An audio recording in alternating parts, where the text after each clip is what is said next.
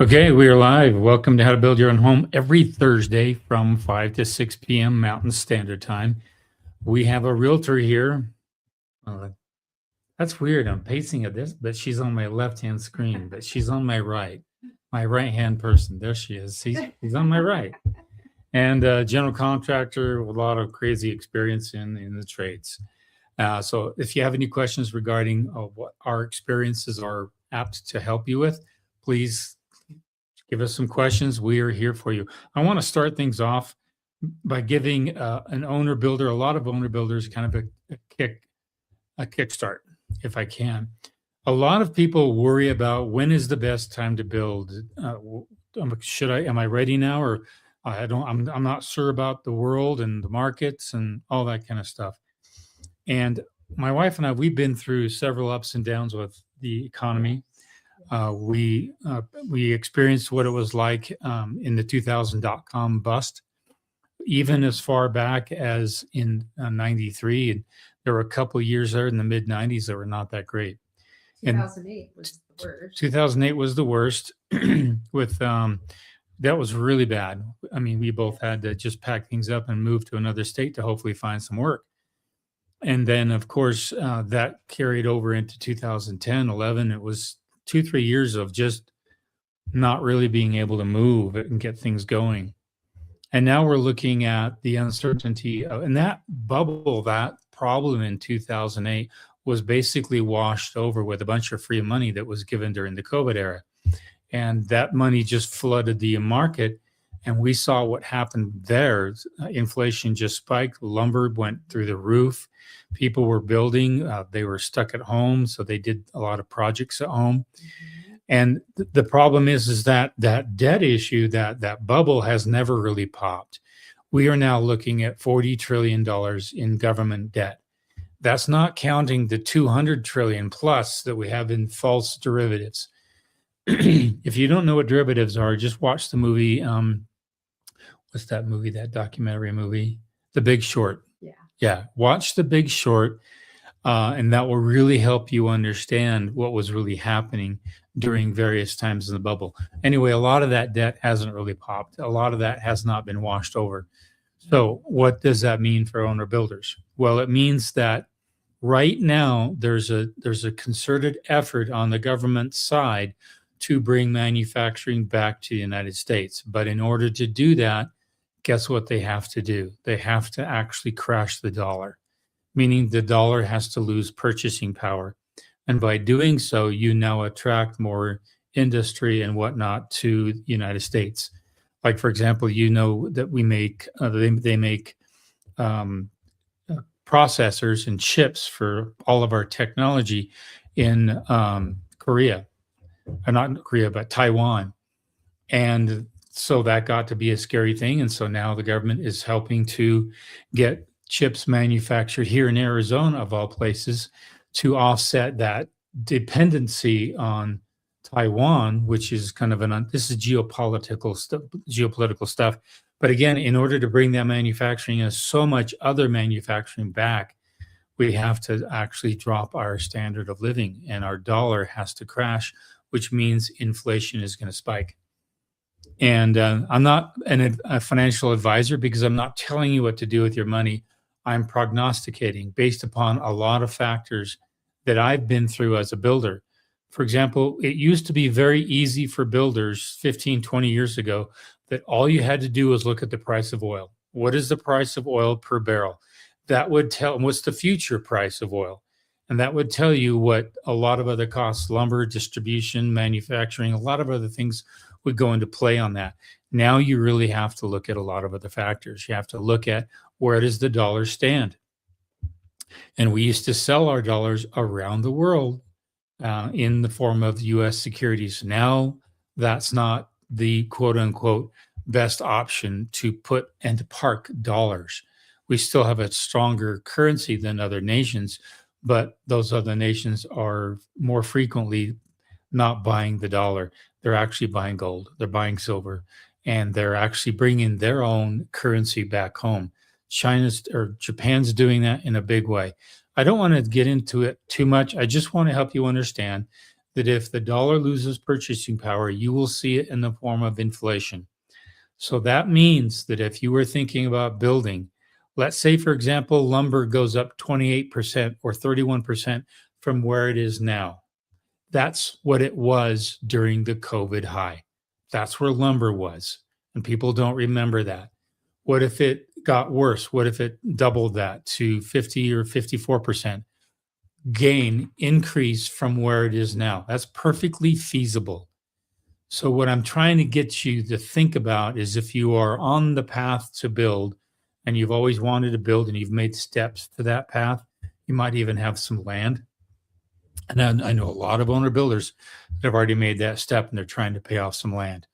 Don't hold back on thinking things are going to be better in the future. I have a client I'm working with, and she was thinking about building, 3 years later. I said, no, don't do that. You'd actually pay a lot more. And I know she would pay a lot more because of inflation, even at 3 or 4%, is going to be at some point, it puts us in prices out of getting a home. So be aware, it's not just oil anymore. It's so many other factors that go into play with regard to building a home. And just start typing in financial channels and listen to a lot of. My wife and I are friends with some really, really interesting ones. And maybe we can put a link to some of them at the bottom of this show. But be frosty, be aware what's going on, and don't assume things will be the way you want them to be when you're ready to build. Maybe you might need to be a little more ready sooner than you probably might think. I do have to say that we had 3 students this week or last week or whatever, kind of get back involved in how to build. And they've been in like the First Steps program or just like a subscriber or anything. And now they finally have made the decision, okay, we have got to do it. And I think that has to, people are waking up. Yeah. Because we haven't had, it's only 3, but for us, that's a lot of students. 3 people in 1 week to realize, hey, we better get on the ball with this. Yeah, I know students that purchased the program and then they come back and says, I had 2 children or this, and it kind of put us behind. Now we're back, we're ready to go. And we reactivate their access to the program. But a lot of students are just feeling the pressure. They're feeling the worry. They're feeling that if I'm going to do this and I'm going to have that piece of land and that home that I want to build for myself, for my family, now is a really good time to start. That's not financial advice. That's just good common sense, because I've been building now for 20 plus years, and I've seen prices increase exponentially at some points, but they always just increase. And so a lot of people, I know of a woman I'm building a home for now, and she still thinks in terms of 25 years ago, what the costs were 25 years ago. And this is a problem that owner builders will have. They will have in their mind what it was going to cost at a certain time, and it's no longer that factor. Like in the home we're in now, if we were to build it now, we'd probably pay another $75,000, $100,000 on the home. And these are realities that I just want you to be aware of. And everybody's situation is different, and so you have to take your situation and look at it very carefully. And we are not opposed to promote, do a side hustle to make this happen, because you'll be happy that you did. I can't tell you how many things that we have going to make things happen. So yeah, how to build your home is a side hustle. We like to help people. I help people, so it's worked out okay for us. Yeah. Anyway, we'll take some questions. I really wanted to give people just a little kick right there to be a kind of a reality check. And I know there's some people that wait around and wait and wait and wait and wait. And they ponder and ponder and ponder. And as a result, it's a lot of the times, if they would have just acted. Don't wait for life to act upon you. You choose to act. That doesn't mean you have to take out a loan for $400,000. It means that if that opportunity to grab land is there and you can afford that and make that work, at least make that step, because you're actually building value and equity and you're moving in the right direction. I do have to tell you that, so at my office, there was a middle-aged woman, young woman, and we just got to talking about dreams and goals. And over a few weeks, months, she wanted to build her own home, and she never even thought possible. But we were talking about dreams and goals, and so they ended up doing owner building, and they just moved into their home. I want to say a couple months ago, maybe the beginning of the summer, June, July. Time's going by fast, but they did it. I helped them sell their house, and then they rented for a little bit, and they had already purchased the land, and then they took a year to build it, and it's finished, and they got to move in. And so sometimes it's just a matter of, I have a dream, and let me talk to somebody about it, and let's move forward. Yeah, start. Yeah. 1 foot forward. Baby steps is really, keep that in mind. Whatever happened to Bob? Watch that movie. Baby steps, baby steps. Great movie. Let's take some questions real quick here and get going here. Ready? Okay, Oh, there we are. This is Honey Caffeina. What do you think of synthetic roof shingles? We can't do metal roofing because our property is so rural. We couldn't get cell service. That's interesting. Cell service. Cell service because of a metal roof. Yeah, there's a lot of synthetic, but if you did do one, the only one I would recommend is an architectural shingle, which is a synthetic, but it's an asphalt shingle. Just don't do 3-tab. 3-tab is that roof that always just blows off. It's 3 tabs. Just imagine 3 tabs. You put the roof on. Architectural is multiple layers. It's a layer on top of a layer. And sometimes there's even rigid, high-performance asphalt shingle roofs that have 2 and 3 different layers. They're very heavy. They set well on the roof, and they last a lot longer. So if you have to go a synthetic that way, just do what's called an architectural shingle, not a 3-tab shingle, and I think you'll be okay. Garnet Kaysen, if I do a crawl space on a house, but there's an attached garage, do I go ahead and pour garage slab with the footings, or do I wait to pour the slab later? Pour the slab later because you might be able to backfill into that garage. You're going to do the stem in the garage because that's part of the frost protection.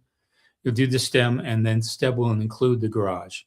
And after that, backfill into the garage. But you want to try to see if you can do this without any steps, okay? Now, I want you to think in terms of, here's the house, here's the stem wall, and that stem wall goes all the way across that way. If you backfill just enough to a certain point, then you pour a 3.5, 4, 5-inch slab inside there. That could get you really close to being at level. But here's where it throws a lot of owner builders off. Once you have that foundation, that stem wall here, and it's the same height for the garage, you're suddenly going to put trusses on that stem wall. And those trusses could be as high as 18 inches, which means you're now going to have steps coming up to your home. So talk to the truss plant, and if you have at least a 4-foot stem wall, then you can do what's called a top cord bear. Those trusses, those floor joists, can sit down inside the footing, not the footing, but the stem wall, thereby dropping your level, your elevation of your home really close to the elevation of your garage. Just keep in mind, you want to try to get that elevation as close as you possibly can. I've done it so I'm barely 2-3 inches off, so I slope the concrete right up to it, and it's a nice gradual walk. So there's no steps. I just did a mountain home. The whole main floor, 3-car garage, massive main floor with a huge deck, all on one level. It takes a little time. Talk with your excavator, ask them about backfilling and excavation and if they can lift that up and stuff like that. Also watch your front porch entry, because a lot of times with the stem wall, you stick that stem wall so high up, and then when you throw the trusses on top of it, you suddenly have all these steps you weren't planning for. So that's the only problem is that stem walls have an elevation issue.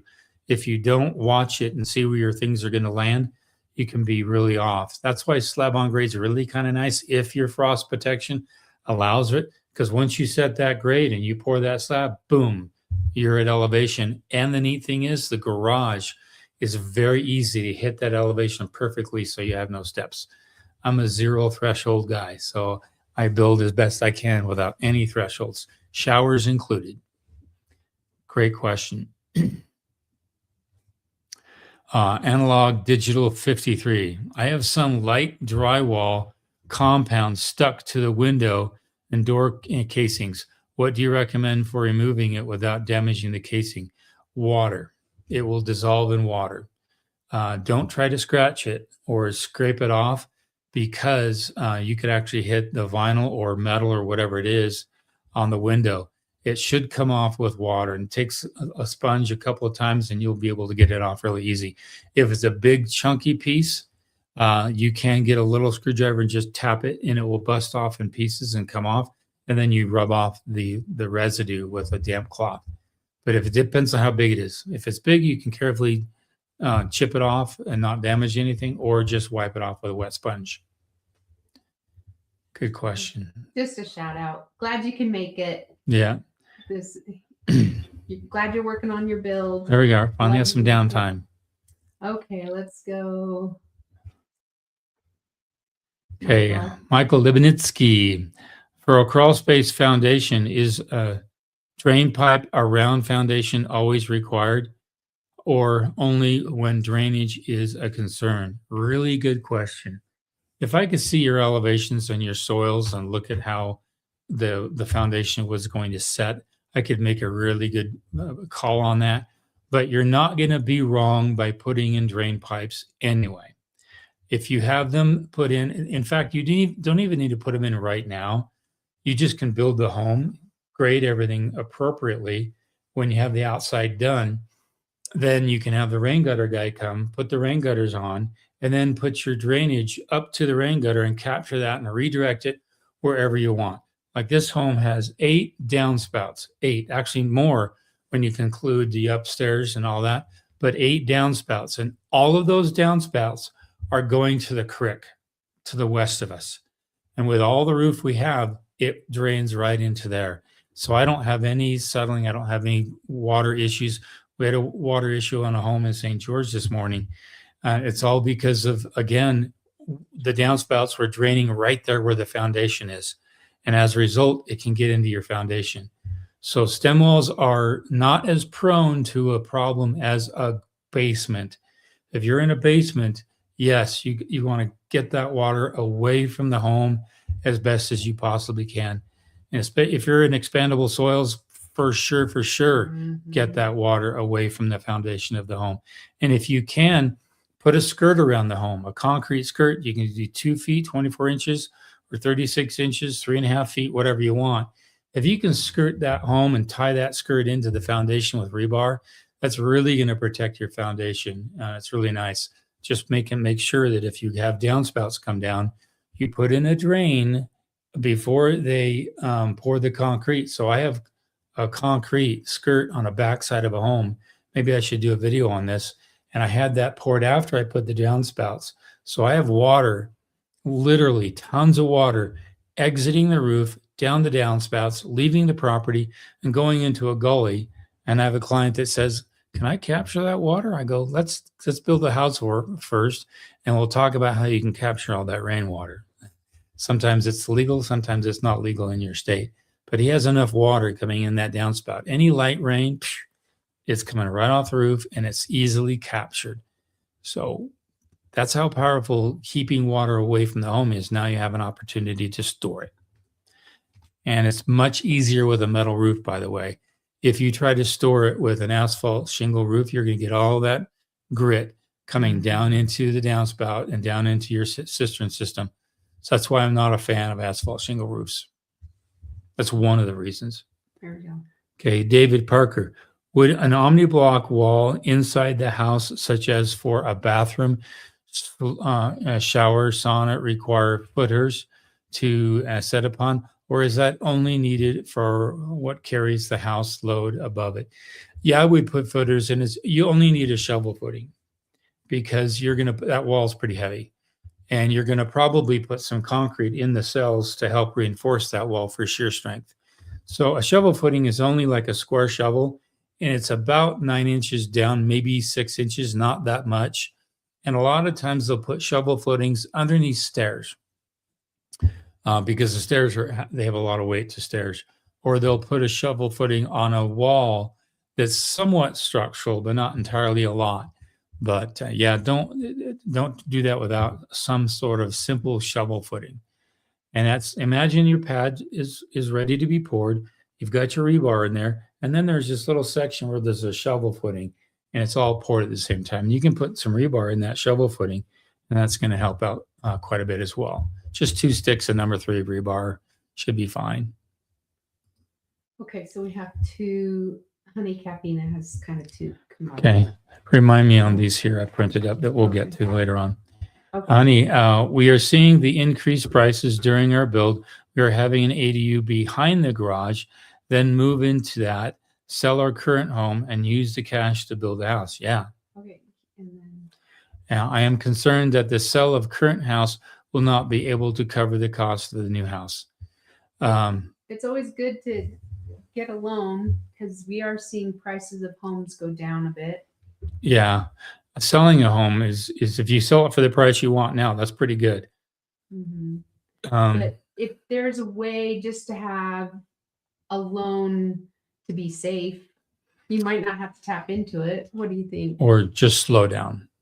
Okay. And if you're already living in the ADU and you're able to do that, then just you can slow down a little bit so you can cash flow it appropriately. Yeah, that's good. Yep, cash flow it. So, and that would help avoid a loan because interest rates are what, close to 6% now? Oh, above 6. Above almost 7. 6%. Mhm. So that's just something to watch out for, folks. It's not just oil and interest rates. It's everything else I discussed earlier. So watch your cash flow, watch what you can do over time. That's why I say quality time cost, all right? Cost is really the last thing I look at. I look at the quality. Is it going to fulfill my needs? Is it lasting? Is it well built? Then time. Now, am I in a rush? No, I'm not in a rush. So therefore I can take my time. Yeah.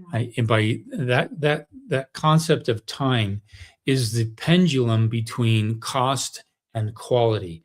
Time is, if you really think about it, that's the deciding factor on what direction to go. Just consider that.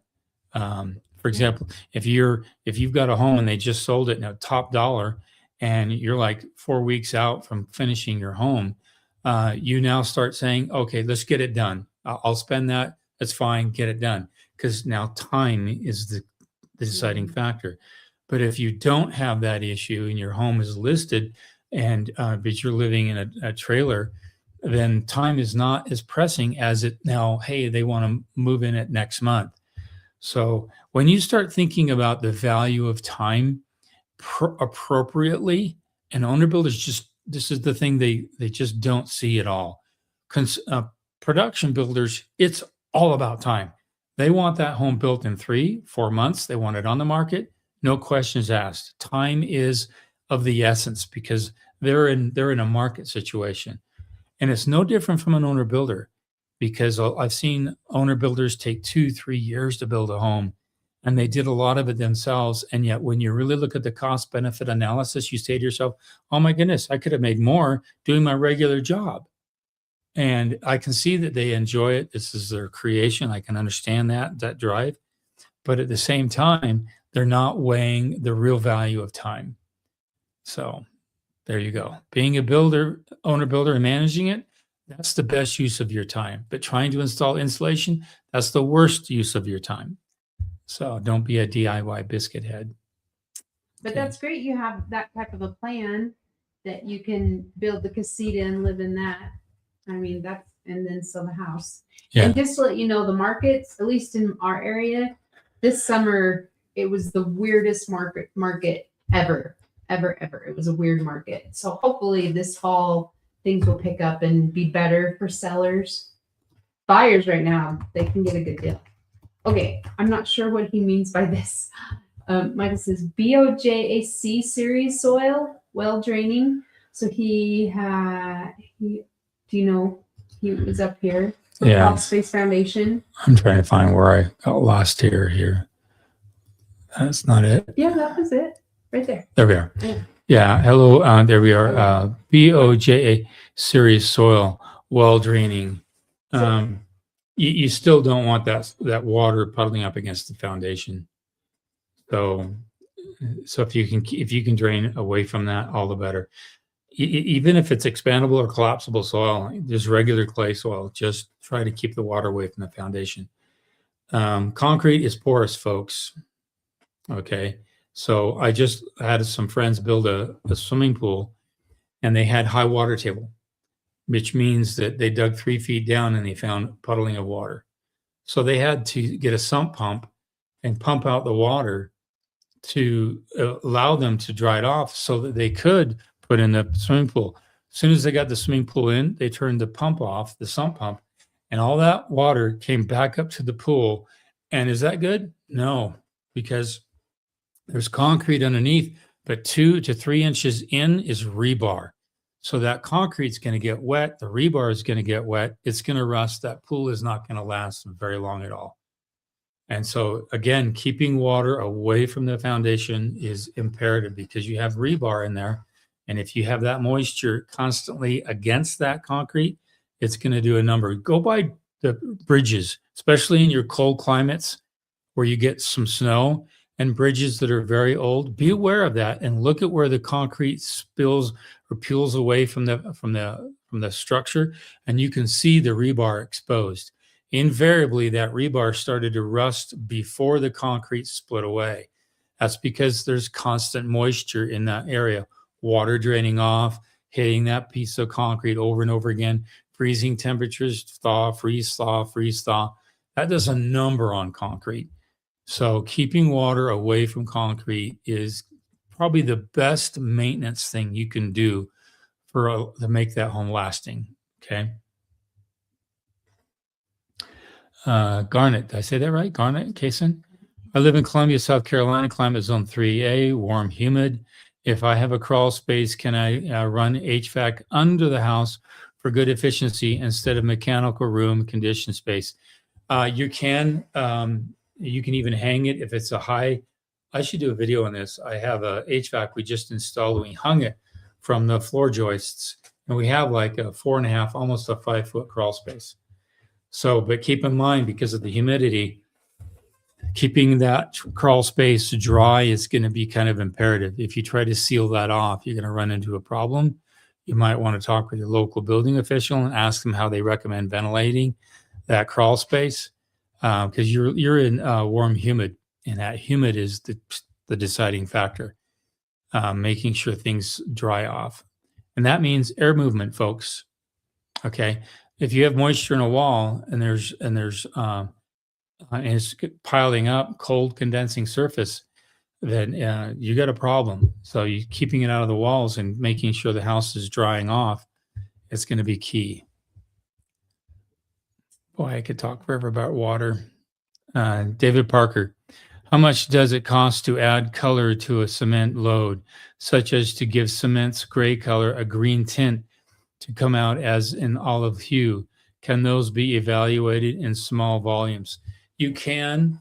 It's about $80 to $120 to tint an entire truckload, which is about 9.5 yards of cement. It could be more, it could be less.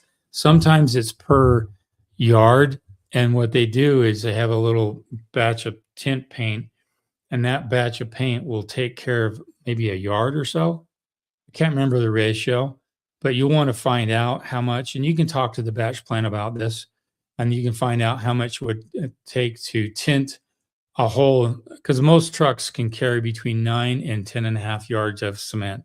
That's the max. Okay, so if you've got a load that's 30 yards, then that's 3 truckloads. So you can figure out the cost from there and then talk to the plant and say, hey, I want to do the leather brown tint you have, and I'm figuring I need about 21 yards. What will that cost? And please put it inside the mix. Pour it wet set. Don't try to tint the top of your concrete. It never stays. It weathers pretty quick, especially because it doesn't get down deep enough. You want it inside the wet mix, and you'll be much better off for it. I did a home years ago, and I should do a video of it. And we did a leather look, and it has brown and purples mixed into it. Came out really nice. You also did that multi-generation home that you got to see that it was the concrete. Yeah, that was a polished one, and that didn't have color. Yeah, that didn't have any color in it. So if you're going to do color, don't try to do it after the fact. Do it at the pour and find out what it costs per yard to tint it, and then figure out how many yards you need. A yard is 3 feet by 3 feet by 3 feet. That's a yard, and that will tell you what the cost will be. And if you're just doing a concrete floor, it will be really nice because to give that a tint and then a clear coat on top of it, it's going to look really great. Okay, make triathlon great again. I like that. They just finished pouring the concrete, the cement for foundation. It's been 2 weeks. I noticed small hairline cracks on some areas of the footings. It's a crawl space foundation. What should I worry? When should I worry? Could they put rebar in? It's the foundation only. Okay. You're going to see concrete crack. It's not a matter of it. It's a matter of when. It's just the nature of concrete. And the hairline crack is not a problem, especially if it's just in the footing. You've got rebar in there, right? She says for the foundation. It's a crawl space foundation. What should I worry about? So it's a concrete submission for foundation. So I'm assuming you've only got the footings poured right now. They just finished pouring the concrete, the cement for foundation. Yeah, so I'm assuming it's just the footings only. Now, if you're doing this is for a crawl space foundation.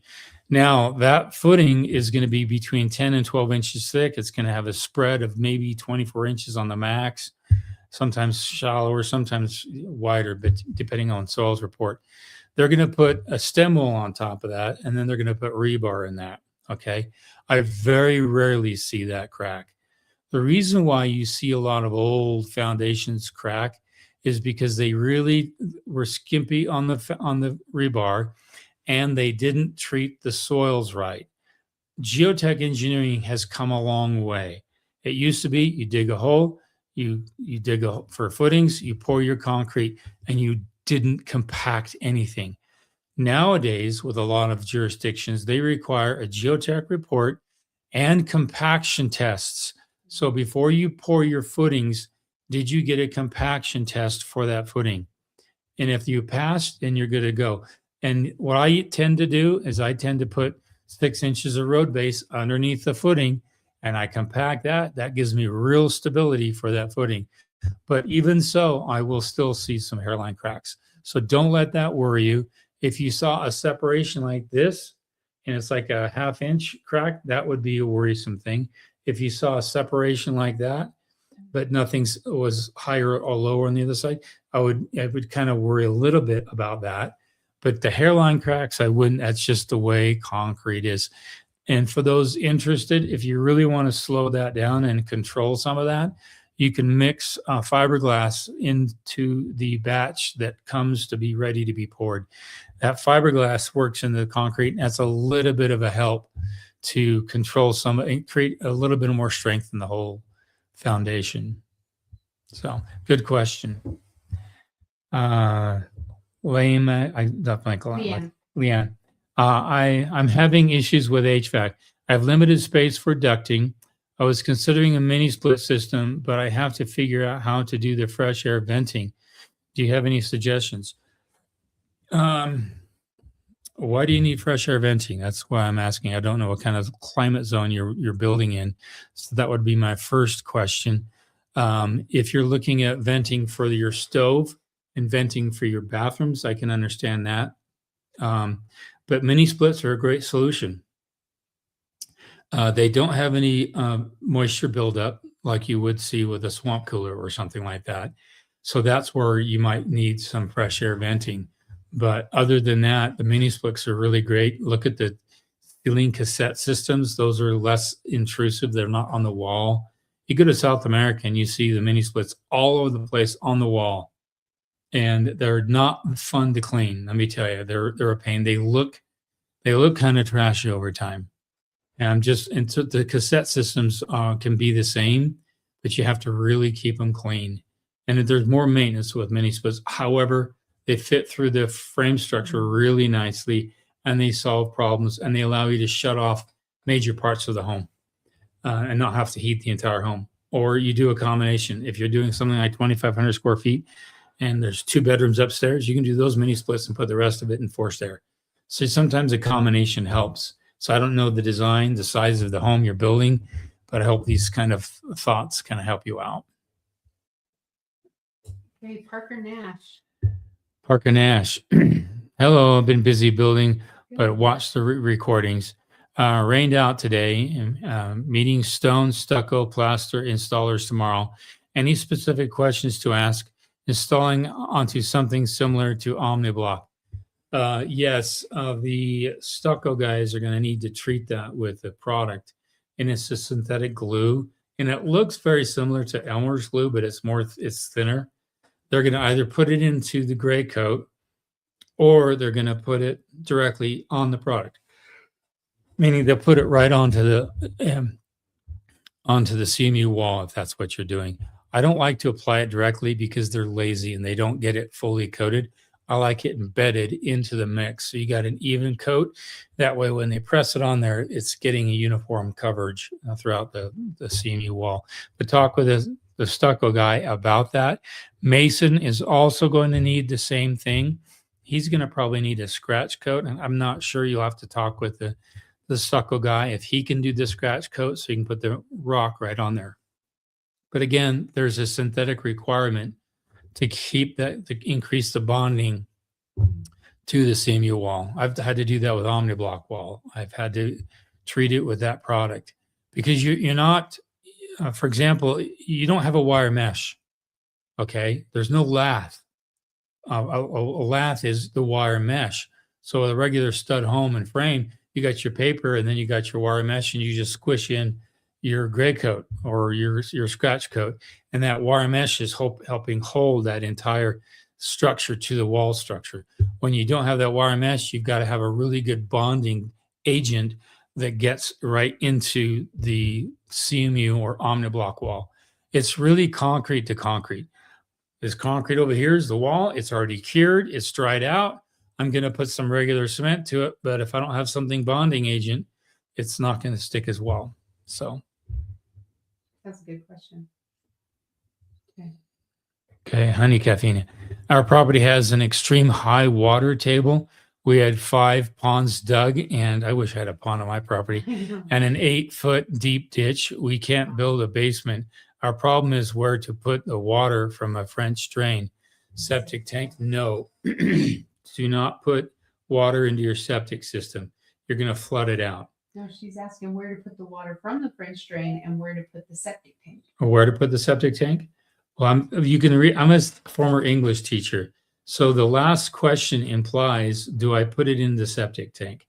Oh, No.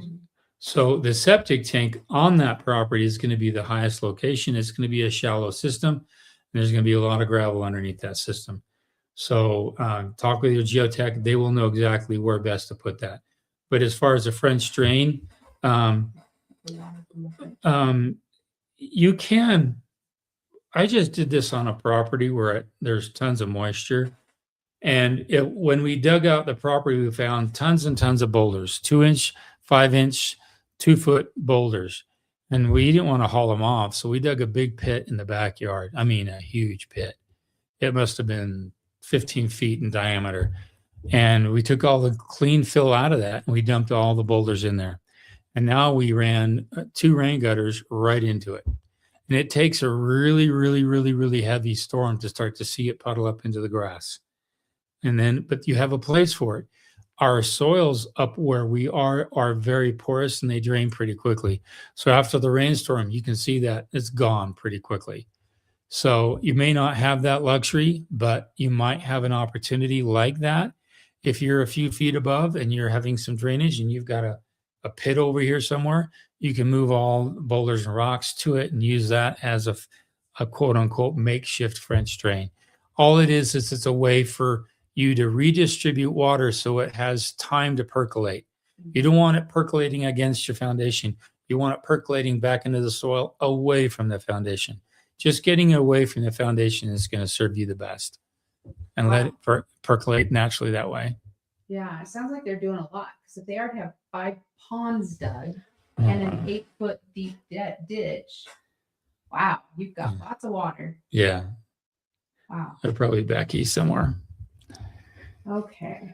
Okay. JD Istkamp. I hope I said that right. Is solar panels required for a detached ADU in California? Thanks. I don't know. That is a really good question. I don't think so, because that would impose too much burden on family, and I wouldn't, as a lawgiver, force that on people. And So in our area, it doesn't make sense. And we have 300 days of sunshine. The cost of solar panels it's not beneficial for us. yeah. Okay. David Parker, what roof pitch makes most sense to you? Nothing below 712 and nothing over 912. So it's a very, very thin margin. 712 is ideal. It sheets off fast, but it's also easy to get access on the roof. You can walk on the roof. Once you get to 812 and 912, it's really hard to walk on the roof. You can never get on the roof. If it's a metal shingle, forget it. All right. If it's an asphalt shingle, you can probably walk in an 812, maybe 912. Once you get over that, it's really brutal.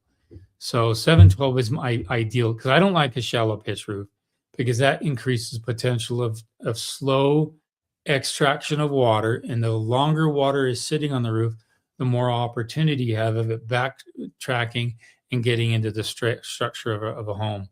So I love, and even with my crickets and dead valleys, I try to keep them as steep as I possibly can. Once you get below 412 pitch and you get below that to like a 312 pitch, you're talking about a totally different roof. You're talking about a total membrane protection, TPO or something else, where you have a complete membrane of protection.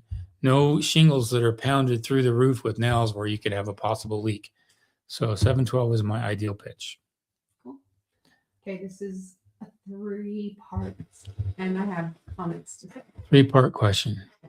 And that's coming from a roofer's perspective, not just the builder's perspective. Okay, Resto 56. We have been thinking of going back home and came across a lot in Cedar City since we don't go all the way up to Salt Lake. All the Salt Lake. It says that it is zoned for R3M. What would be the best thing to do? Single home with ADU, duplex, triplex, or go with the 4plex? And it's a 1/4 acre, it looks like. I just wonder where that is. I know. So there's different things that you need to be aware of in Cedar City. Soils, they do have some areas with some bad soils, and flooding. So make sure you check that out. But back to what to build on a 1/4 acre. Do you remember what R3M is? Residential. We'll have to look it up for Cedar. Residential, is that for triplex? Medium density, multi-family residential, and mixed residential. So can they do it? Ideally, if you can afford it, put in, if it's a triplex or 4plex, if it's a triplex, build the triplex, live in one, and have the 2 rents pay for your mortgage. Like, that's ideal. And then especially if this is your first home, like, that's how you get started, is to have, like, it's brilliant if you can do that. What do you think? Yeah, I'm not a fan of 4plexes, only because they never look pretty. They're just, you're in a different part of town when you're dealing with 4plexes. If you're in a residential part of the neighborhood and it's all mostly residential, you're going to want to try to do something where you have a home and an ADU, or a home and 2 ADUs, and they're very well buried, and it's not obstruction. Well, I did a video, go back to the Gardner home we did in Washington, and look at the plan on that. You can't even tell that there's 2 ADUs on that home. It's a multi-gen. I think I registered it as a multi-generation home. Yeah, it's a multi-generational home, and I think you can look at the footprint of that for our house plans at how to build your own home. Oh yeah. Just check it out there. There are house plans for that. If you can do that, it's going to be an attractive home. It's going to have an appeal, a wonderful curb appeal, and you're still going to have basically 3 units. I'm just not a fan of the 4th because it changes the game on everything. Well, they might not have that. You may not even have that. Depends on the size of your lot, Yeah. how wide, how deep, what you could do. But it gives you an idea Yeah. of how you can have some ADUs. But if the city doesn't allow 2 ADUs, well, yeah, you probably need to go into the city and ask them, can I have a triplex on this? Or can I have 2 ADUs? Just to verify from them that you can do it, and then start planning. But definitely check soils and flooding area for Cedar City. A lot of people just don't know that there is flooding and bad soil pockets. Yeah. Let me get to these real quick. Okay. I got some. I totally forgot. I printed them out. I just want to get to these questions real quickly. This is from Steve, and he says, "Hi Keith. When getting a construction loan, you need to supply a budget at some point. How do you get budget numbers without putting the project out to competitive bids for each and every phase of the build to come up with a total loan amount?" Really, really good question. That's why the first steps is there. When you go through the module, the first steps module, it will tell you, and if you do it 3 and 4 times, it will tell you the cost per square foot to build in your particular area. It'd be an estimate. So it's an estimate. But here's what you do, okay? When you go to the bank, you take that budget that's in the self-managed course, you take that budget and you plug in numbers and you come up with a total that is equal to the total cost to build in your particular area. Now that's going to have some padding. It's going to have a builder fee. It's going to have a realtor fee. It's going to have all these other things that you're going to inject in there. Take that to the bank and include all those fees. Okay. You're trying to qualify for an amount. You will know inside, if you're smart, that you won't need that full amount. And so that's how you go about it. You have to use the first steps course, that module number 3, and you do that several times, and it'll give you a really good break point of where the cost per square foot is. Now you use that cost per square foot and you plug in some numbers and you see, okay, it's coming close. I need to add some more money there. And you just distribute that. And if you want, I do a consult. And if you want, I can look at the budget and kind of help you, look at things like that. It might be helpful to get the big bids. Yeah, I talked about this last week. And if you're doing some bids, it's nice to get the concrete foundation, excavation, framing package, framing labor, windows, stuff like that, getting those numbers. And if you're really solid on those numbers, that's fine. That helps you even more. You just want to pad it. You want to put in as much as you can, but don't use that. You want to pad it. Yeah. Padding is the secret weapon. And hopefully you're good. Hopefully one of you is really good and knows that it's padded. And if one is not good, and let me just give you some, maybe your wife's like, I really want this in my kitchen and you budgeted it, don't let her know it's padded. And keep to the budget. I don't know. Yeah. It all depends on if it's just you doing it or if you're doing it together and how you guys work together. But back to the bank. Sorry. I'll give a piece of advice. If there's a couple doing this, for the person I'm going to speak to that is running the budgets and doing the estimates, the other person that's just going to run the job site, you need to close your ears for a minute. Okay. The person's running the budget. I want you to practice the secret dot. The secret dot is you put a dot into those line items where you've added 3 or 4 or 5%, but don't tell the other person that. All right. They're working off the budget that they see, but they don't know about the secret dot. So not only there will be emergencies, but there will be emergencies. Always. So you'll have a 10% contingency overall on the entire build. That goes without saying, and most lenders are going to ask for that. Some might be okay with 7 or 5 or 6%. But once you get below that 7 or 8%, you're running the risk. That's why you need to have the secret dot. And in my budget, when you watch the video, I show you where to put those additional contingencies, and you will be comfortable and not stressed. So when you want to make sure that what you're asking for is what you really need in the event of this, and that. Now you may say, I'm going to save. Great, save. You won't need that, but you want to have enough in the potential that if this and that happens. The worst thing that happened, I worked for a nonprofit sector for housing, and all the homes that were built before me, there were 16, 18, 21,000 over budget because they never established the right budget from the get-go. And these families had second mortgages, and that was not fun. When I came over, I employed the secret dot. My CEO did not know it, but I knew it inside myself, and it saved the day. And but you want to, if you can get as many bids as you can to put in the budget, that's better. Right. Okay, really, lots of questions. This is from Samuel.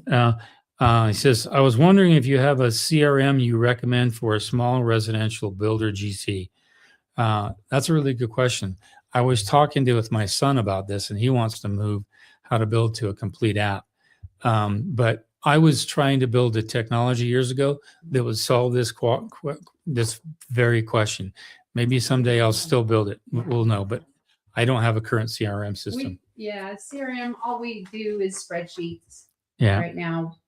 And they run multiple jobs, and it's just on a spreadsheet. Okay, last question so we can get back to your questions. This one here is from Jeff, and he writes, he said some nice stuff about us. And then he says, I'm a newly licensed general contractor in the state of Georgia, and my first project is building my own home. I purchased 5 acres back in 2019. See, this is forward thinking.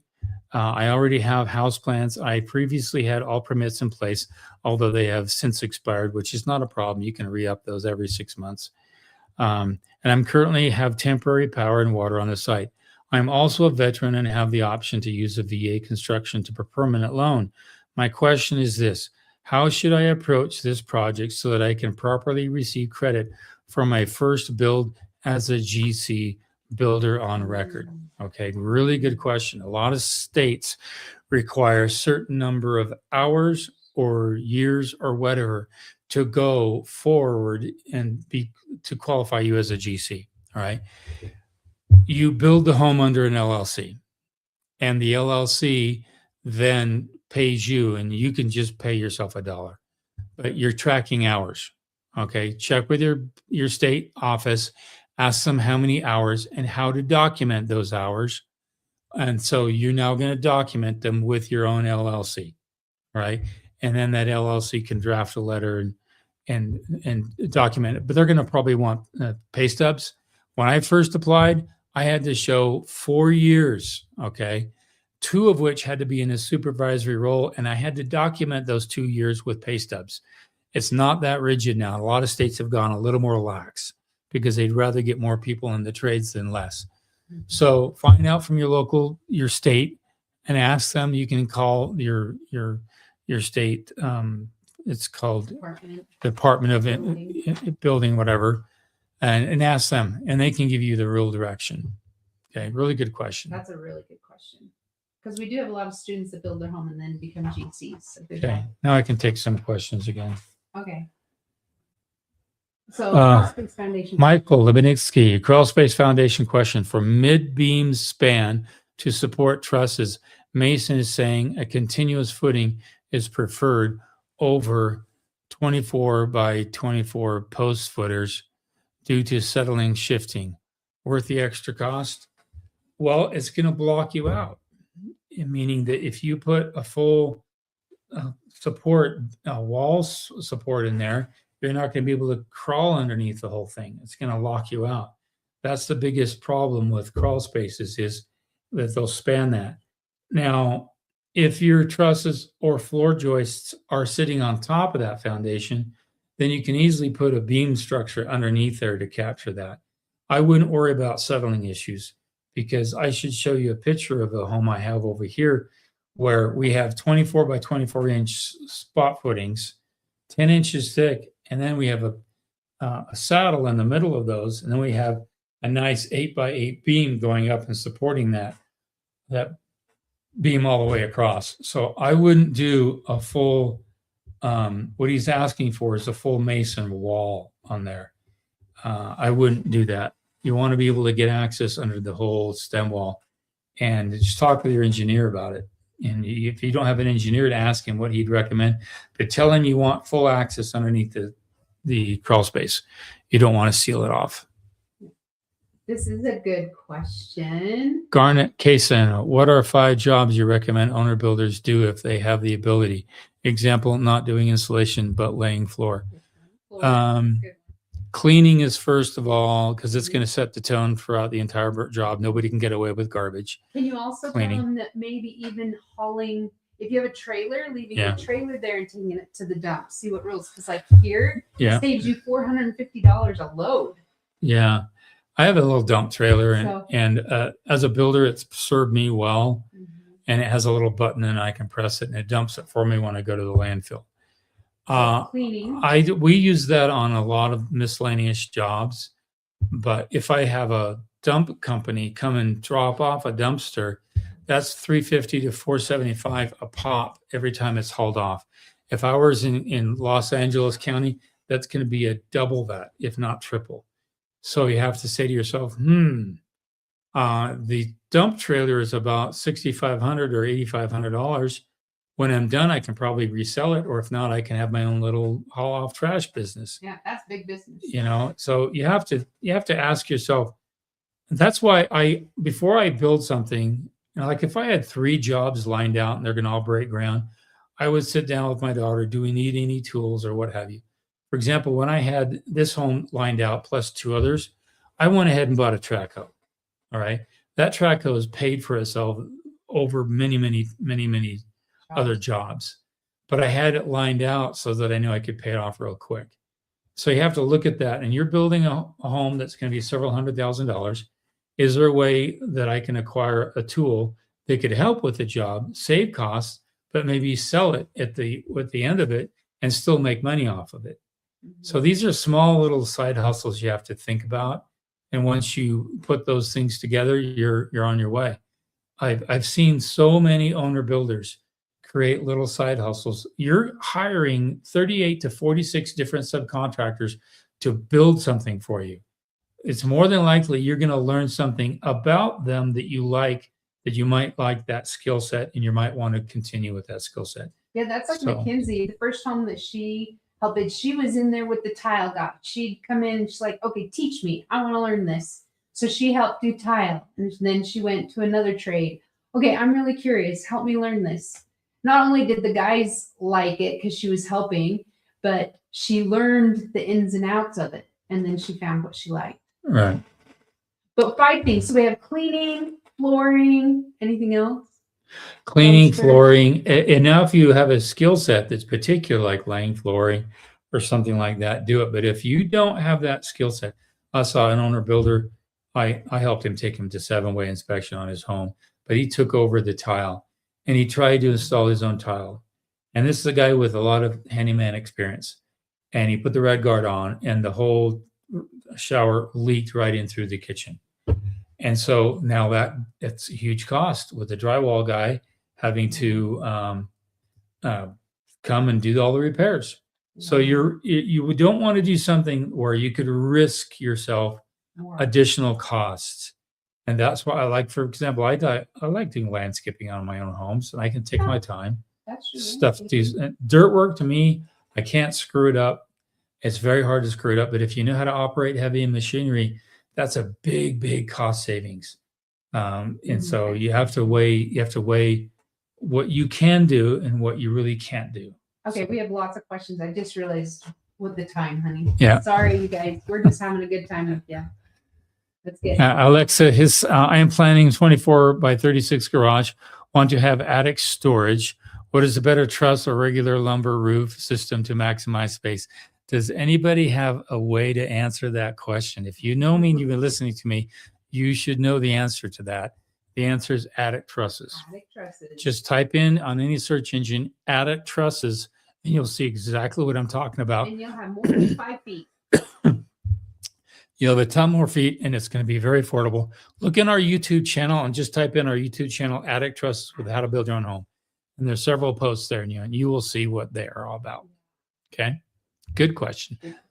Please talk about, this is from Christine. Talk about the process from breaking ground to concrete pour, including rough timeline, walkout basement with concrete foundation walls on 3 sides for a 1,300 square foot footprint in Northwest Missouri. Really good question. Your excavation and geotech are going to excavate it, and they're going to get down to, I don't know if the footings are going to be dug or formed at that elevation. You have to talk with your excavator and your concrete guy and say, where do you want to start the footings? You want to dig them into the ground and pour to a certain level, which is kind of hard to do, or do you just want to form it up? And a lot of guys, because of accuracy, they just want to form up the footing, and the bottom of that footing becomes the bottom of the total build. And so once you have that figured out, and then they pour their footings, then immediately they can come and pour or build their foundation walls, have it inspected, footing inspection, rebar inspection, compaction test. Once all that's done, foundation walls get put in, another inspection for all the rebar. But keep in mind, when they put those foundation walls, they're going to need 3 feet beyond the footing so they can walk around on that. Don't think that they can just set the footings or the foundation walls from the inside only. They need to walk around that entire structure. Once that's poured, you need to wait at least 30 days before you backfill. If it's green and like 15 days later and it's still green, you don't want to backfill. You want to wait. And this is a waiting period. This is where you're not going to do anything.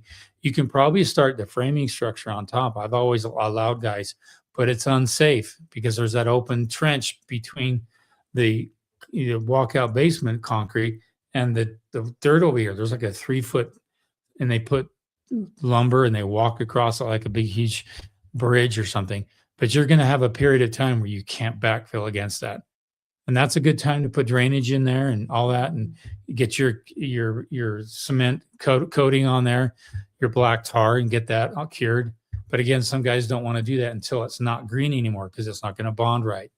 So that's the point where I want to get going, but you're having to wait for it to be cured. And sometimes concrete guys will not let you get on that and start framing on it until they say you cannot start framing on it until this date. And you cannot backfill until this date. And if you do it before then and something happens, they're not liable. Okay. Good question. Okay, the Mall Pearl, Western Washington build, garage door installed today. Yay! That's exciting. Painting happening now. Oh my goodness. So excited to come see it come together. Thank you for your course. Grateful student here. Yeah, if I remember, she's in her 60s with her son. Yeah. And they're building the home together. And we've seen pictures of it. It's phenomenal. We're really excited about that. So. I wasn't sure on your age, so that's why I questioned. I know who you are. I just wasn't sure. But we're just so proud of you. Yeah. Okay, here we go. Parker Nash, speaking of reusing boulders, have you used the large ones to build small retaining walls? Yes, I have, but I've actually used a boulder as a support footing for a pier. Oh, yeah. It was like 7 feet by 8 feet. It was so massive, I couldn't move it. I had a big excavator come in and he couldn't move it.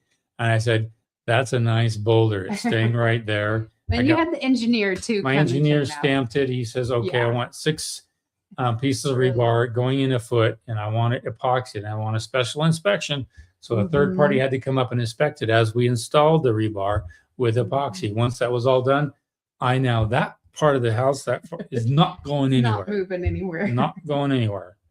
So okay, here we go. Good question. Having any caffeine, heavy clay soil. People say 100 years ago, our area was part of Lake Erie, one of the Great Lakes of Michigan. Yep. And you've got all that small clay, that particulate clay that came off of the glaciers.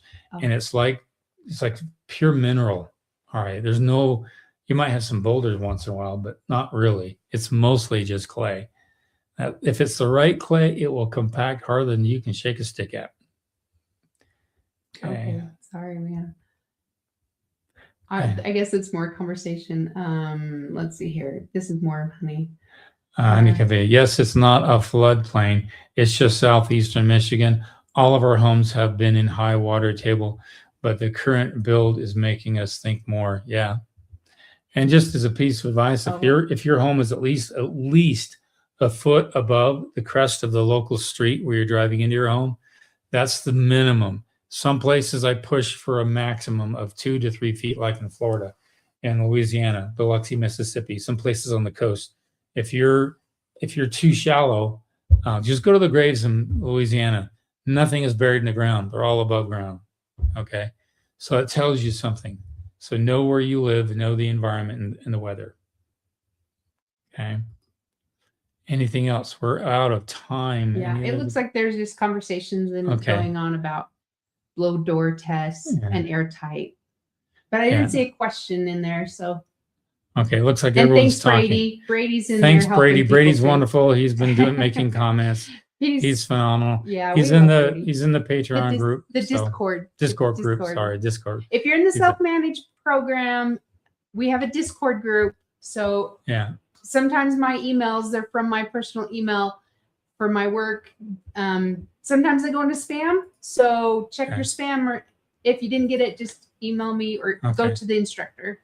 All right. Until then, we'll see you guys next Thursday from 5 to 6 p.m. Mountain Standard Time. We will be here, and go to howtobuildyourownhome.com. Take the First Steps course. It's invaluable. It's going to really set you on the right course. And of course, the self-managed course is always there and helping many, many, many students across the country and even outside the country. Till then, you guys take care, and we'll see you next week. Okay, see you later. Bye.